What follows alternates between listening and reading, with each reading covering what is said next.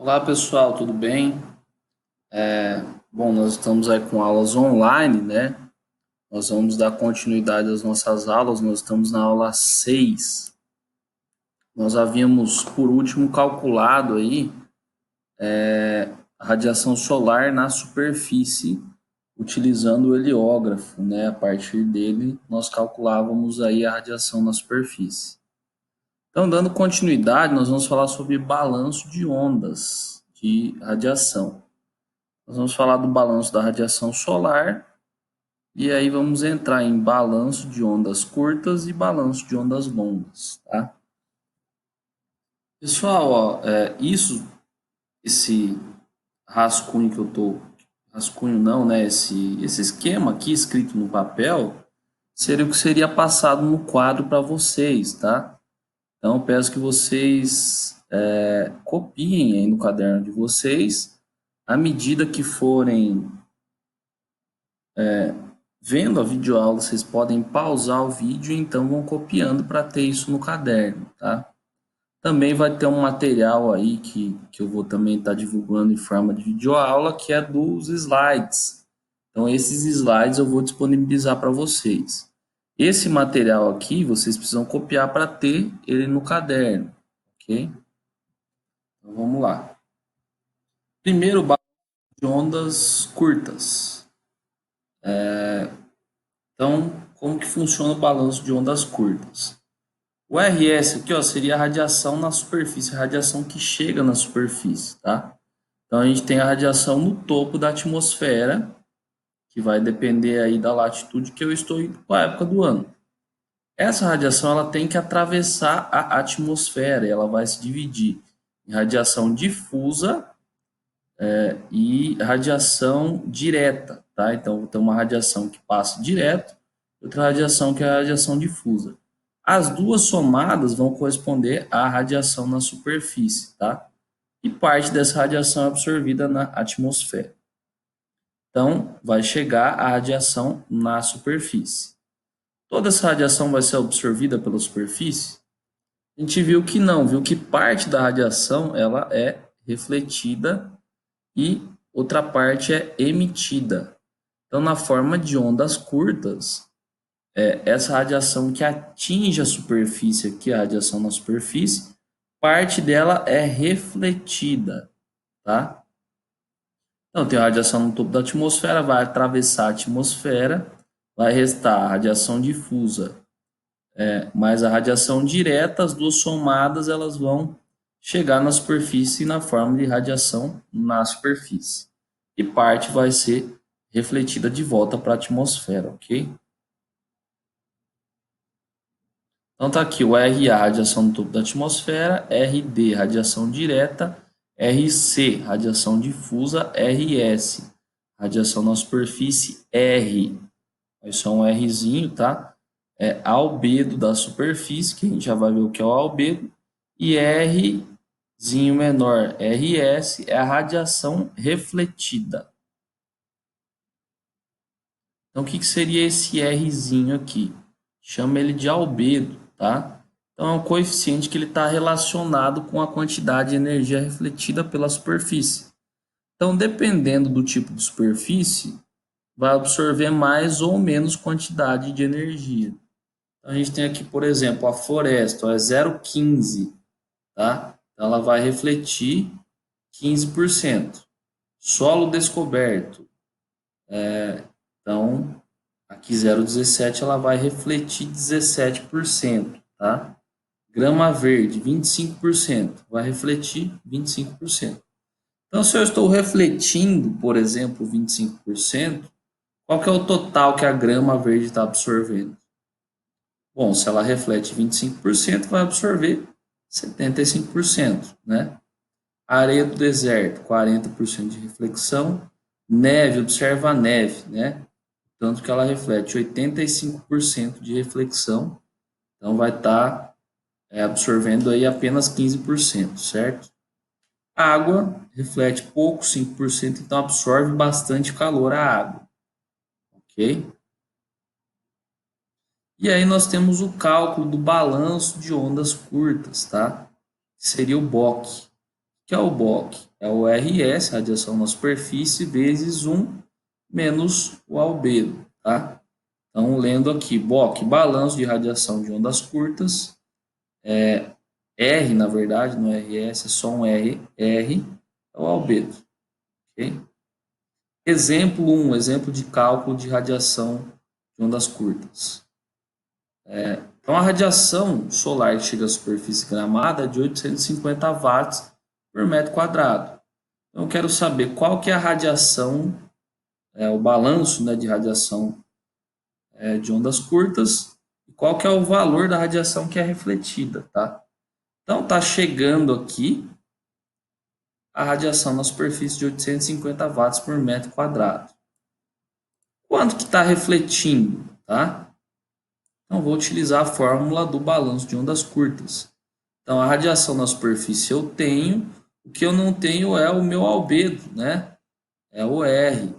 Qual que seria o da grama? 0,25, tá? Então, vou usar o 0,25 aqui, jogar na fórmula para fazer o cálculo, certo? Então, é 850 da radiação na superfície, 1 menos o albedo, que é 0,25, ok? Então, fazendo o cálculo aí, é 837,5. Então, do total que chega na grama, ela está absorvendo 637,5 watts por metro quadrado, tá? E o restante está sendo refletido. E a pergunta B pergunta, né? A questão B pergunta qual que é o valor que está sendo refletido. Então, se chega a 850 e eu tenho absorvido 537, então isso aqui menos o que está sendo absorvido vai resultar no que está sendo refletido, ok? Ou, né, 850 vezes a quantidade refletida, que corresponde ao albedo, 0,25, também vai dar os 212,5. Então, chega a 850, 637,5 é absorvido pela grama, e 212,5 está sendo refletido na forma de ondas curtas. Ok? Então, esse é o balanço de ondas curtas. Tá? Então, por gentileza, eu vou melhorar aqui. Pausa o vídeo e copia o exemplo. Tá? Dá uma copiada boa aqui no exemplo. E entendam, né? À medida que você for copiando, você vai entendendo também. Deixa eu subir aqui, ó, também, ó, copia a fórmula do balanço de ondas curtas. Ok? Então, esse seria o balanço de ondas curtas. Agora nós vamos para o balanço de ondas longas, tá? Então, vamos lá. Então, o BOC, balanço de ondas curtas, e o BOL, balanço de ondas longas. Então, como que é o esquema aqui? A gente tem lá a radiação na atmosfera, né? Parte da radiação a gente viu que é passado para radiação difusa e direta e chega na superfície uma radiação na superfície, que é a soma dessas duas radiações aí. Porém, a gente viu lá que nem tudo chega na superfície, né? Parte dessa radiação é absorvida pela atmosfera. Depois que a atmosfera absorve energia, ela começa a emitir energia na forma de ondas longas, ou seja, na forma de calor, de ondas longas. A superfície também, depois que ela absorve energia, ela se aquece e emite ondas longas. Então, da atmosfera está sendo emitido calor na forma de ondas longas, e na superfície também está sendo emitido calor na forma de ondas longas. Então, esta seria a forma do balanço de ondas longas, que é a emitância da atmosfera menos a emitância da superfície, ok? Então, por gentileza, copiem o esquema e a fórmula do balanço de ondas longas. Para exemplificar, vamos lá, vamos fazer um exemplo. Então, pegamos uma superfície aí, pode ser a superfície da grama, né? A emitância da atmosfera 200 watts por metro quadrado e a emitância na superfície é de 550 watts por metro quadrado. Qual o balanço da radiação de ondas longas? Então, pegando a fórmula aqui, ó, é a emitância na atmosfera menos a emitância na superfície. Então, a gente tem que a atmosfera é 200, na superfície é 550. Então, resultou num balanço negativo de menos 350 watts por metro quadrado, tá? Por gentileza, coloque um sinal negativo, ó. É menos 350 watts por metro quadrado. 200 menos 550 é menos 350 watts por metro quadrado, tá? Então, deu negativo quer dizer o quê? Que a superfície está perdendo energia para a atmosfera, certo? Geralmente durante o dia acontece isso. A superfície perde energia para a atmosfera e durante a noite acontece o efeito contrário. A atmosfera perde energia na forma de calor para a superfície, ok? E aí, por fim, nós temos o saldo da radiação solar, ou balanço geral de radiação, que aí seria balanço de ondas curtas mais o balanço de ondas longas, ok? Então, vamos para o exemplo 3 aqui. Exemplo 3, qual que é o saldo de radiação solar, considerando os balanços de onda longa e onda curta, dos exemplos 1 e 2. Faça a conclusão a respeito desse valor em relação ao total de radiação que chega à superfície. Então, o que a gente vai fazer? Vamos somar aqui, tá? Balanço de ondas curtas mais o balanço de ondas longas. Então, 637,5, né, mais menos 350, tá?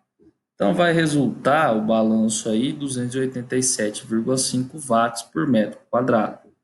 Isso quer dizer o quê? Que da radiação que chegou na superfície lá do primeiro cálculo que a gente fez, vamos voltar no exemplo 1 para lembrar o valor, tá? Aqui 850, desses 850 watts que chegaram, que permaneceu na superfície aí da grama? Permaneceu apenas 287,5 watts por metro quadrado, tá?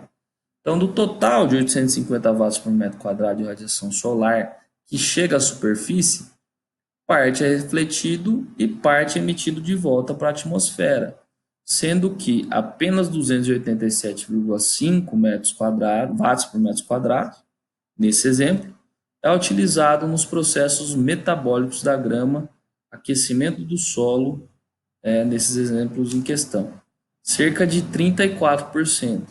Então, dos 850 que chega na superfície, que realmente é aproveitado ou utilizado aí nos processos metabólicos da grama, é apenas 34%. Ok? Só então, dando sequência aqui à aula, agora nós vamos falar sobre temperatura do ar e temperatura do solo, tá?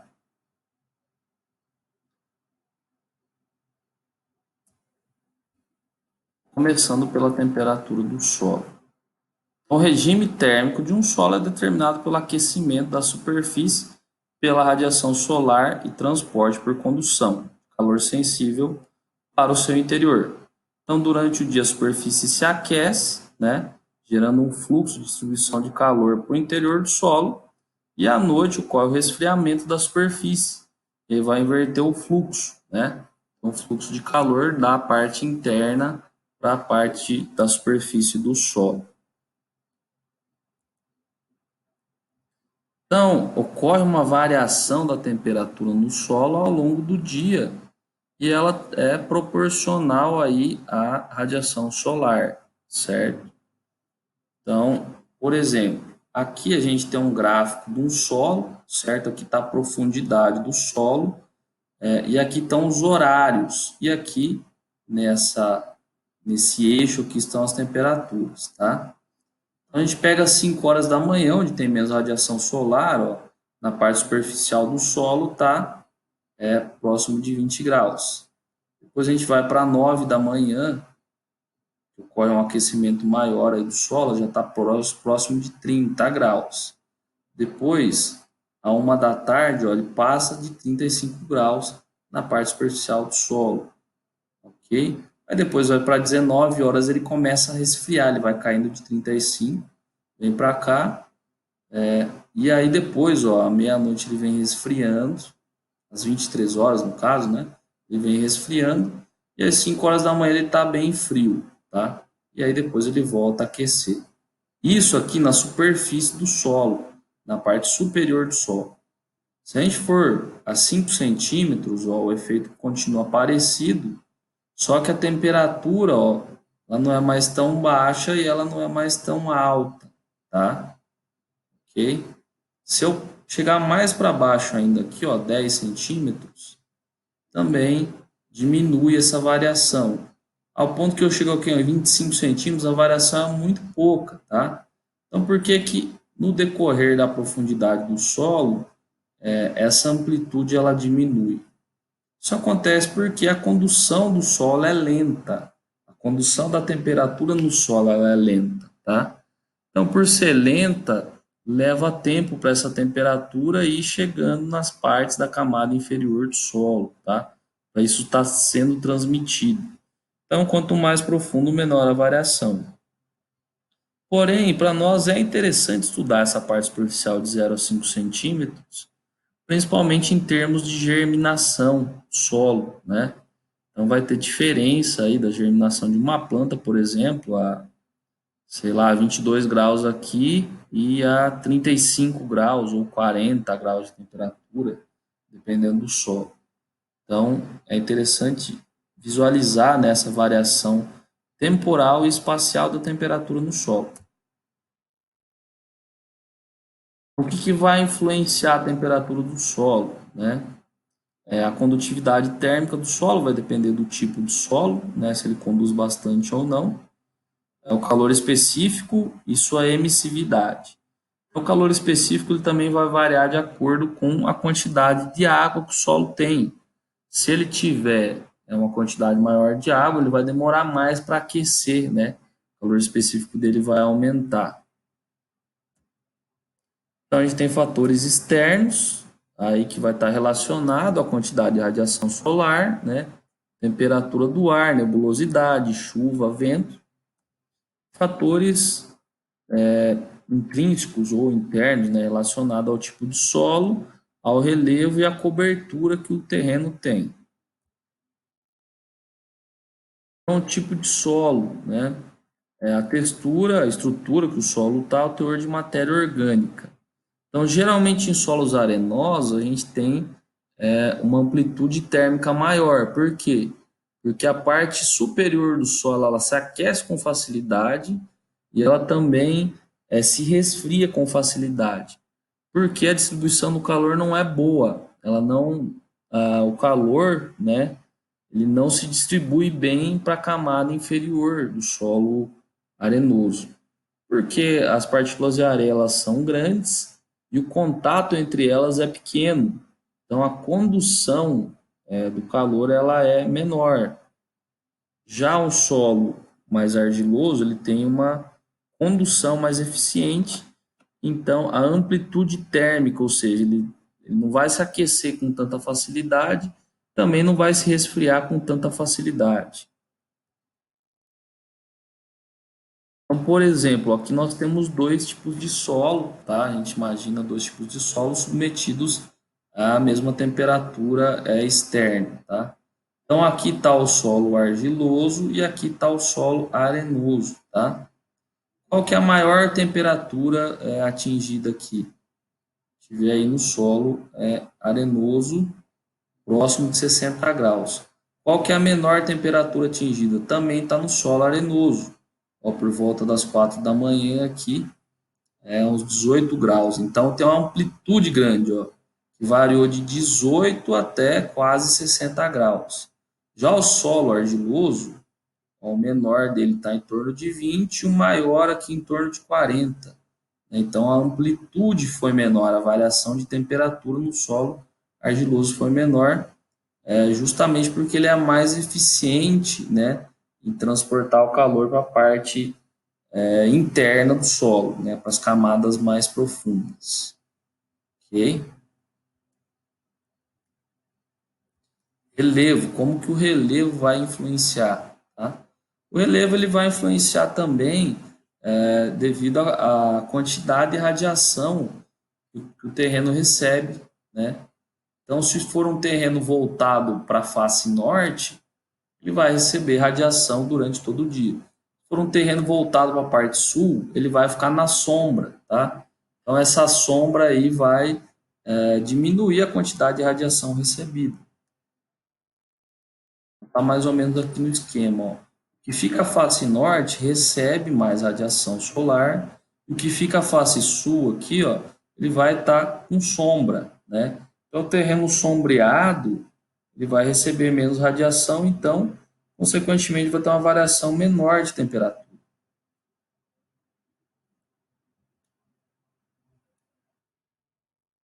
Cobertura do terreno.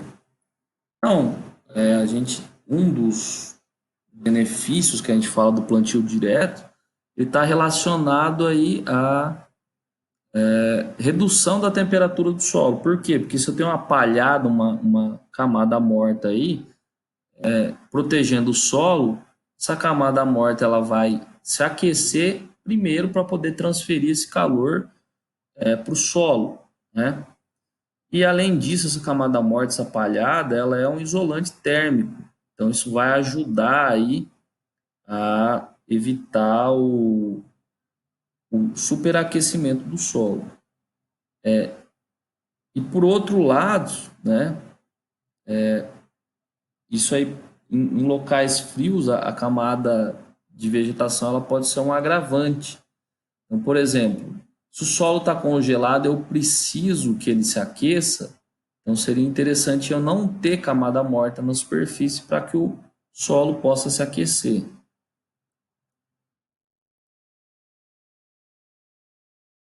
A cobertura do solo geralmente vai ser de três formas, né?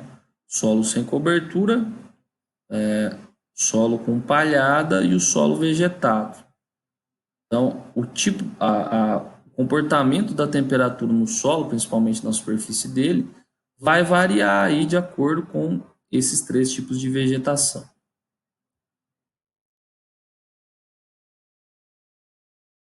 Então, aqui ó, tá mostrando um experimento que foi feito avaliando a profundidade do solo e a temperatura de acordo com a quantidade e horários também, né? E de acordo com a quantidade de toneladas, né? Por hectare aí de cobertura vegetal. Então aqui a gente pega sem nada de cobertura vegetal, ó, no período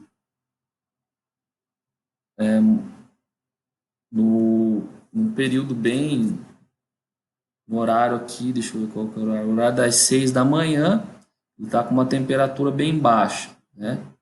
E aí, com a medição, às 14 horas, está acima de 45 graus de temperatura na superfície. À medida que a gente vai aprofundando na camada, isso vai diminuindo, né? Devido à condução ser lenta para as camadas inferiores. Mas mesmo assim, observa a amplitude, ó. Sem nada, ó, a amplitude que tem. A gente tem uma amplitude aqui de 30 para 35 graus, 5 graus pelo menos, até mais. 6 graus de amplitude aqui na camada de 20. Aqui para cá, ó, a gente tem aí quase 20, né? Mais ou menos 20 graus de amplitude térmica, de variação de temperatura, quando eu não tenho zero de toneladas por hectare. Aqui passando para 14 toneladas por hectare, ó, às 6 da manhã já não está tão frio, não perdeu tanta temperatura à noite, né? A palhada manteve a temperatura no solo e aí também não aqueceu tanto, né? Muito menos do que comparado lá com o solo sem cobertura nenhuma. E aí depois a gente vai para 28 toneladas, a amplitude está bem menor, né?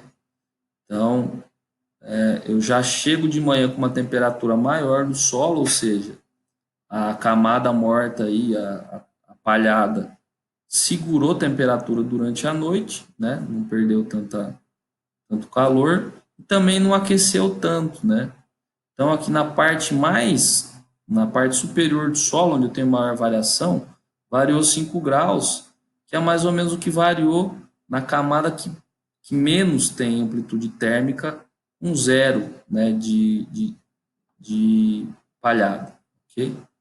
Então, esse estudo aqui ele mostrou aí essa variação da temperatura em profundidade e horários do dia em função da palhada.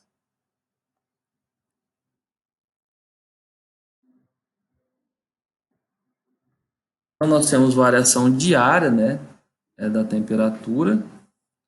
Então, na camada mais superficial, a variação é maior devido à incidência da radiação solar, tendo um máximo de temperatura entre 12 e 14 horas. Já aí em profundidades maiores, as máximas tendem a ocorrer mais tarde. Por que mais tarde que isso, 12, 14 horas? Porque, como chegou o máximo da temperatura aqui na superfície, levam algumas horas para que esse calor seja transmitido até a camada mais profunda do solo. Tem variação anual também da temperatura do solo, né? Tem a ver com a quantidade de radiação solar. Então, no verão a gente vai ter uma quantidade maior de temperatura, no inverno uma quantidade menor de temperatura. Vai acompanhar a radiação solar que chega na superfície com a temperatura no solo. Então, aqui a gente tem uma variação anual, né? A temperatura do solo aí a 2 centímetros. Tá? Então, cai a temperatura aqui, isso que é um local onde tem inverno, né? Na parte superior cai, na parte inferior também cai. Só que inverte, ó, por exemplo, a 1 metro de profundidade no inverno, a temperatura do solo é maior do que na superfície. Porque na superfície, como está frio, a superfície está perdendo temperatura para a atmosfera. Tá? Então aí se inverte. No verão, a parte superior ela absorve mais radiação, então a 2 centímetros está mais aquecido do que na camada de 1 metro. Já no inverno, inverte. Eu perco temperatura para a atmosfera na camada superior e preservo um pouco de temperatura na camada mais profunda. Mas, de qualquer forma, essa variação de temperatura ela vai acompanhar a variação de temperatura do ar, né, devido à quantidade de radiação solar. Então, vai acompanhar as estações do ano. Aqui, ó, de outubro aqui até abril, né, a gente ainda vai ter passado o verão, mas ainda vai ser o período mais quente. E aí entra no período mais frio, que vai de abril aqui até outubro novamente, né, que são os meses mais frios. Aqui seria com temperaturas abaixo de zero, temperatura zero, né, o comportamento aí em local onde a gente tem neve, tá? Então aqui, ó, te vê, por exemplo, seria aqui no hemisfério norte, né, ó, temperaturas abaixo de zero na superfície, tá? E aí o solo ele se mantém na parte de 1 metro de profundidade, ó, acima de zero, tá?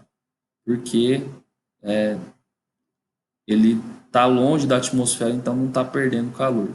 Então aqui eu atinjo a maior temperatura 5 centímetros, ó, após a neve aqui. E aí, ó, por exemplo, eu atingi a maior temperatura que leva um tempo, ó, cerca de quase um mês para esse pico vir refletir aqui lá a 1 metro de profundidade.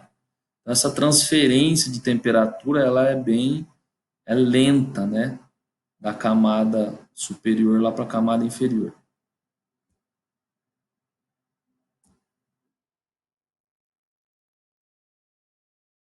Então, como que é feita a medida da temperatura do solo, né?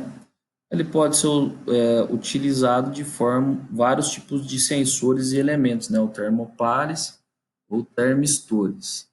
Então são ou geotermômetros, né?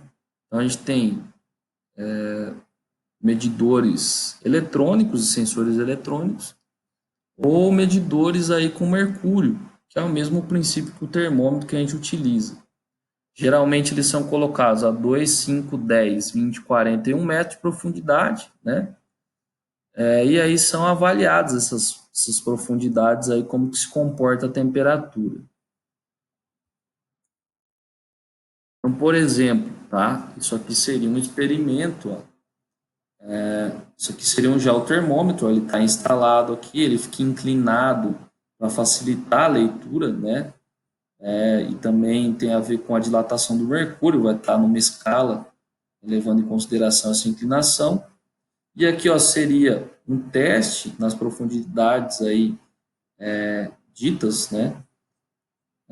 2, 5, 10, 20, 40 e 1 metro de profundidade, no solo desnudo, solo com palha e solo com superfície vegetada.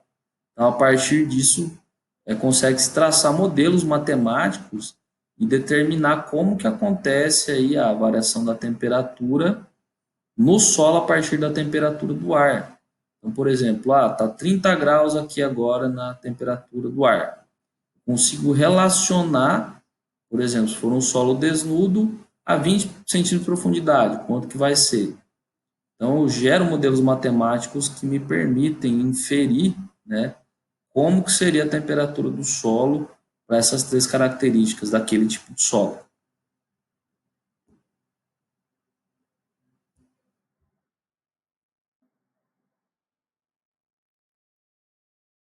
Então, como que calcula a temperatura do solo?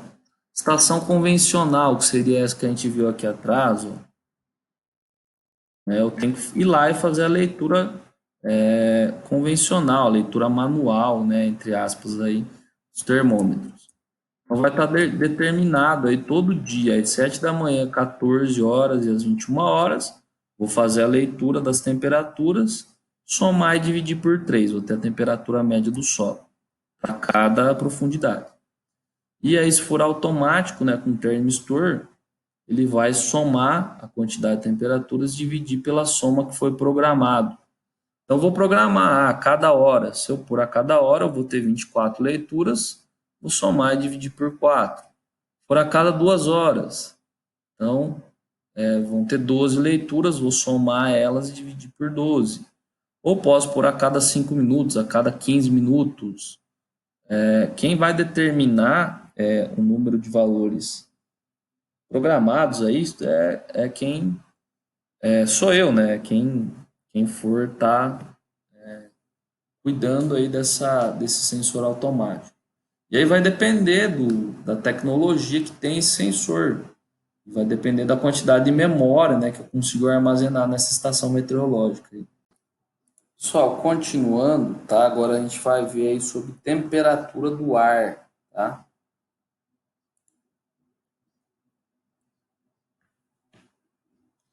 A temperatura do ar, ela também provém aí da radiação solar, né?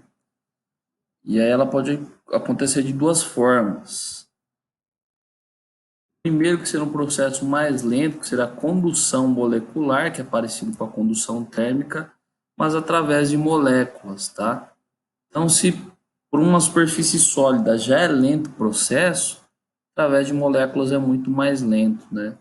Então, é quase que desprezível esse tipo de condução térmica para aquecer o ar. E aí depois a gente vê por difusão turbulenta. A gente tem uma ascensão aí do ar quente. O ar quente próximo da superfície do solo ele vai se aquecer, né, devido à emissão da temperatura da superfície para o ar próximo, e aí esse ar se aquece, ele se torna menos denso e sobe, tá? Então aí vai ocorrendo essa troca aí, né? O ar quente sobe, né? O frio desce e ele vai ficar recirculando. E aí vai havendo a distribuição de calor no ar. Um exemplo, né? Uma imagem aí que mostra ondas infravermelhas, aí mostra que onde é que tem uma ascensão de um bolsão de ar quente, aí depois ele sendo distribuído aí pela superfície, pela, pela atmosfera, né? Pelo restante do ar.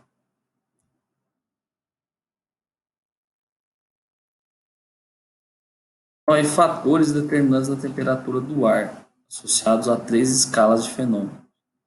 Então, os macroclimáticos, que vai estar relativo aí A latitude, altitude, longitude, né, continentalidade, oceanidade, massas de ar e frentes. Fatores topoclimáticos vai estar relacionado à configuração topográfica do local e fatores microclimáticos, que vai estar relacionado também à cobertura do terreno, né? A gente tem a variação diária. Normalmente, o máximo da temperatura do ar é 2 a 3 horas após o pico de radiação, tá? Então, vamos dizer que seja aí meio-dia, 1 hora da tarde, vai levar mais 2 a 3 horas para aquecer primeiro a superfície do solo e aí sim passar para o ar. O ar, ele é medido a temperatura do ar por convenção a 1,5 a 2 metros acima da superfície, tá? Então, convencionou-se fazer essa medida a essa altura. E aí, onde que eu tenho a menor temperatura, vai ser próximo do amanhecer, né? Quando eu cesso a radiação no final do dia, e aí antes de amanhecer vai ter maior quantidade de horário sem radiação. Então, geralmente são os horários onde o ar está mais frio.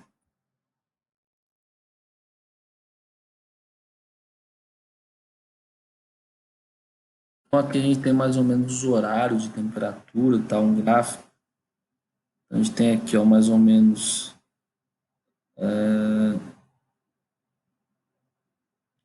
16 horas aqui a temperatura mais alta, temperatura mais baixa, nesse caso, 7 horas da manhã aqui. Não me recordo qual localidade que é esse gráfico. Mas é antes do amanhecer, um pouquinho antes do amanhecer, que a gente tem temperatura mais baixa. A variação anual, ela também vai estar relacionada aí com as épocas do ano. Então, isso aqui seria a radiação, esse Q, e o T a temperatura. Então, tem um certo delay aqui. Primeiro vem a radiação e leva um pouco mais de tempo para chegar à temperatura.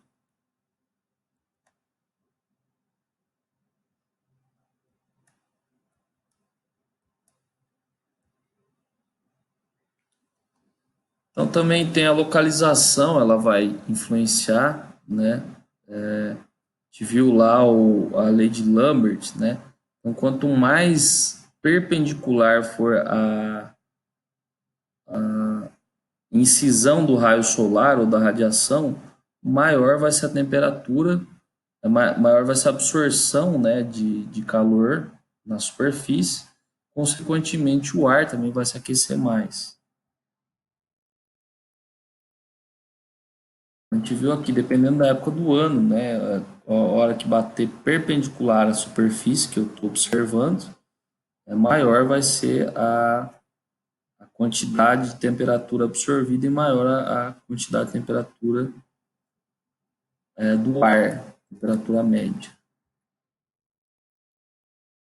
A gente olhando diferentes localidades, né?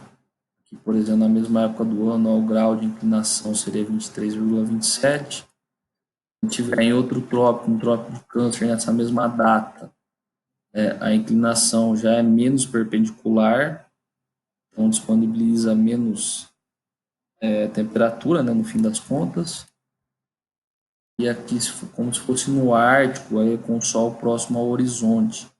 Então, é muito, muito longe de estar perpendicular.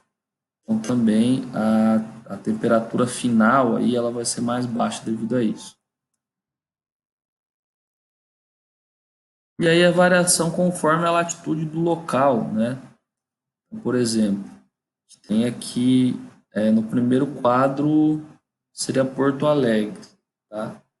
Na época do ano, a gente tem aqui no verão a maior temperatura próximo de 25 graus, temperatura média, tá?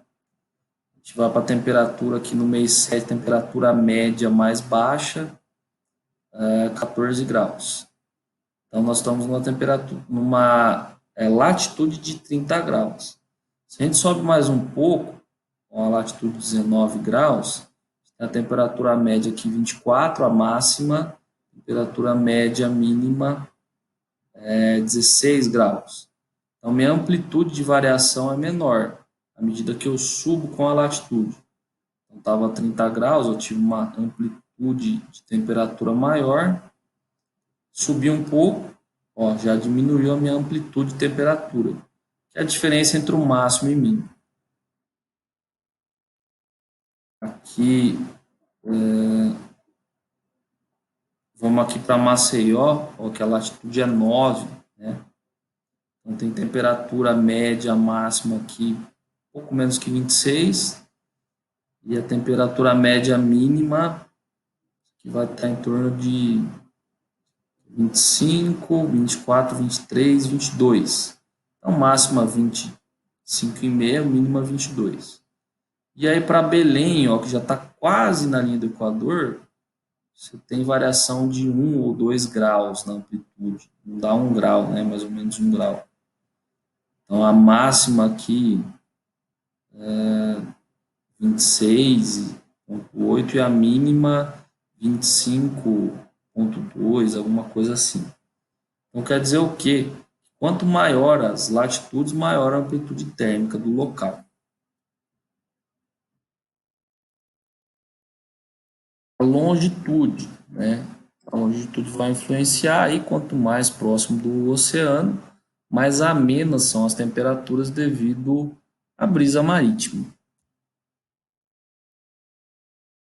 E variação conforme a altitude. Então, quanto maior a altitude, né, menor vai ser a temperatura média do ar, tá? Então, a gente diz aí que a cada 100 metros a gente tem uma redução de 0,65 graus. Então, mais ou menos 150 metros, um pouco menos aí, 150 metros, aliás, um pouco mais, a cada 150 metros que eu subo, né, a temperatura ela vai diminuindo.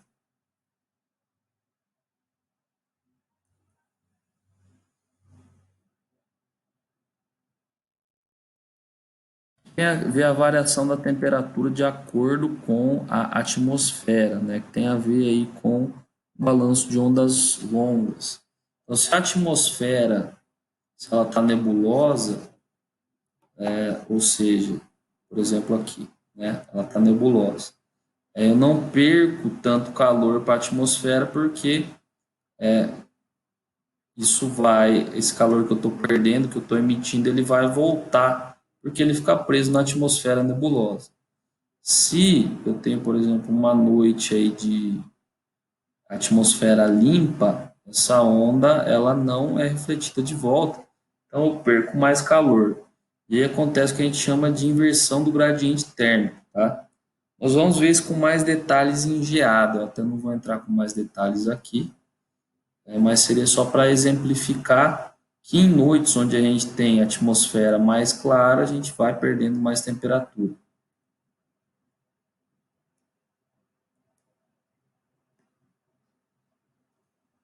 Medida da temperatura do ar. Então, é medida em graus, né, a temperatura do ar. E o padrão de medida da temperatura do ar visa homogeneizar as condições de medida. Então, quanto mais próximo da superfície, né, durante o dia, mais quente vai estar a temperatura. E à noite, mais frio vai estar.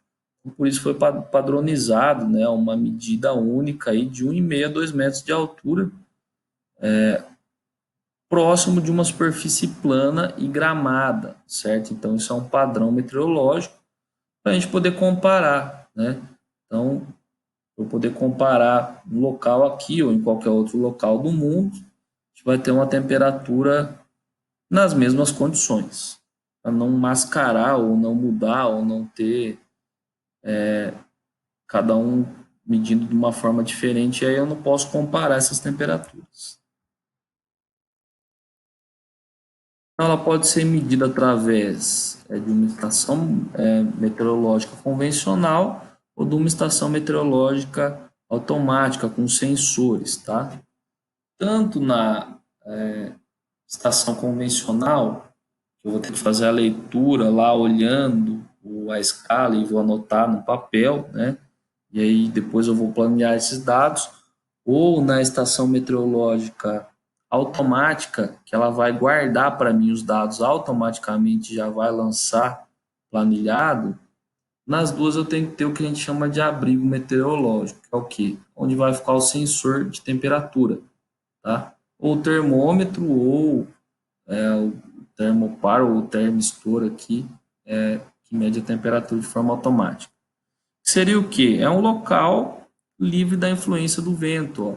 É uma casinha com umas aletas aqui, de modo que o ar ele vai ter que entrar, né, sem fazer arraste, de modo que o arraste do vento não vai influenciar na temperatura, tanto no modelo quanto no outro de estação meteorológica.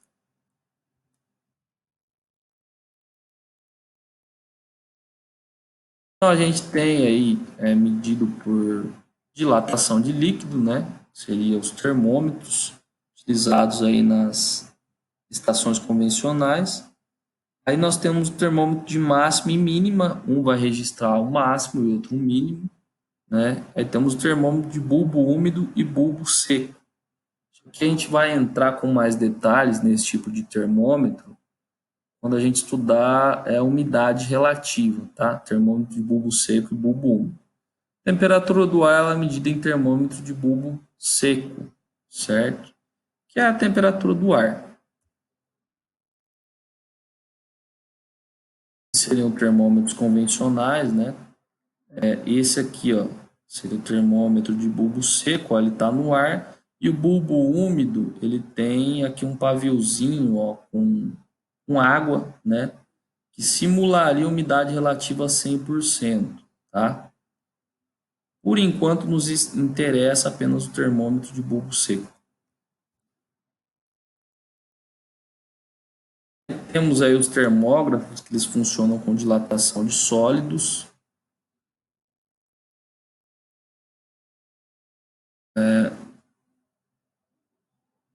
Então, nesse caso aqui, a gente tem dois sólidos, eles vão se dilatar. À medida que ele dilata, ele vai, ele vai dilatando e ele vai puxando para baixo esse sistema aqui, é uma alavanca, e aí lá na ponta tem uma caneta, tá? Aí aqui é um barril, né, com uma escala, com uma medida que ele vai girando por 24 horas. E tem uma escala de temperatura. Se a temperatura sobe, essa caneta ela sobe. Se a temperatura desce, ela desce, proporcional à escala do papel. E aí, ao final de 24 horas, é retirado esse papel, né, com a escala de temperatura, e aí é colocado outro. Então, ó, ele vai gerar aqui, ó, um gráfico mostrando a escala de temperatura com os horários, tá? De acordo com os horários aí. E aí depois a gente tem aí os sensores, né? Que são os pares termoelétricos e aí os termistores. São sensores de temperatura, né? Eles vão passar, eles conseguem passar para um decodificador e ele vai fazer a leitura e já planilhar e gravar, né, os valores do computador. Então, se eu tiver uma estação convencional, existem várias formas de fazer o cálculo, né? Aqui tem Instituto Nacional de Meteorologia, ele pega a temperatura do ar às 9 horas da manhã, mais temperatura máxima mais a mínima, mais duas vezes a temperatura de 21 horas. Dividido por 5 vai me dar a temperatura média do ar.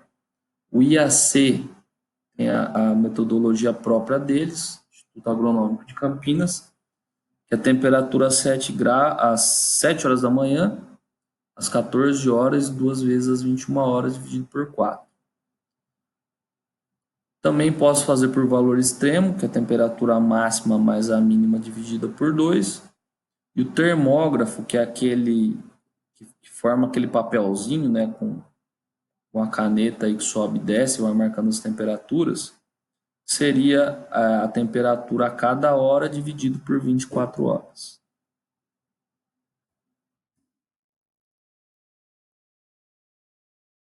E aí a estação automática, quando tem o sensor, aí vai ser conforme a quantidade de dados que eu programar. Se eu programar a cada meia hora, por exemplo, eu vou ter 48 dados, ele vai dividir por 48 automaticamente.